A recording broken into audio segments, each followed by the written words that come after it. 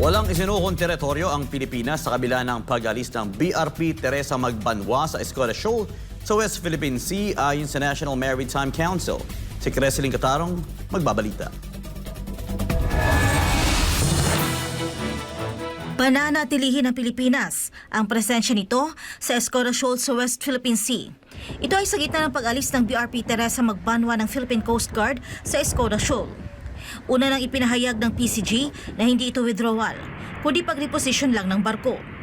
Sinabi naman ni National Maritime Council spokesperson Alexander Lopez na kapag sinabing presensya ng Pilipinas sa lugar, hindi lang physical presence, kundi kasama na rito ang strategic presence. I just want to make clear of that, na hindi yung presence natin magpapadala tayo sa barko, hindi yun, sabi ko kanina, napakalaki ng lugar. That is part of our mga modalities natin, paano tayo we can come up with our maritime domain awareness, meaning a good picture of the West Philippine Sea.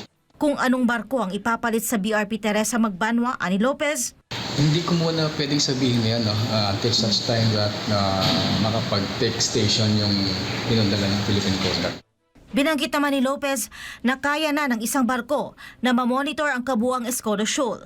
Pero maliban dito, may dagdag din na assets o tulong mula sa ibang tropa ng pamahalaan gaya ng Philippine Navy at Philippine Coast Guard. Halimbawa dito ay nagpapalipad ng eroplano ang Armed Forces of the Philippines at nagpapadala din ng barko. So these are the modalities na pwede natin gawin para talaga ma-cover natin. Hindi lang yung Escoda, the whole West Philippine Sea for that matter. Kasaba nito nilinaw ni Lopez na walang isinuko ang Pilipinas matapos ang pag-alis ng BRP Teresa Magbanwa sa Escoda Shoal.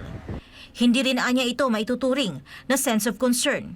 Hindi naman in a sense na talagang concern kasi ang iniisip kasi ng kababayan natin dahil umalis yun ay ginigap na natin yung hindi, mali yung ganung pananaw.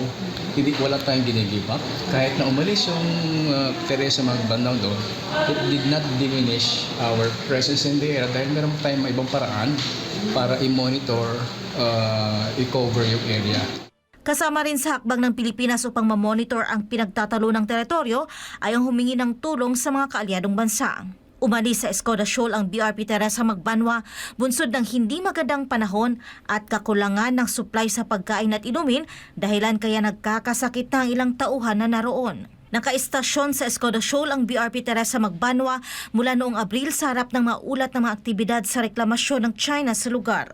Para sa Diyos at sa Pilipinas kong mahal, Creseling Catarong, SMNI News.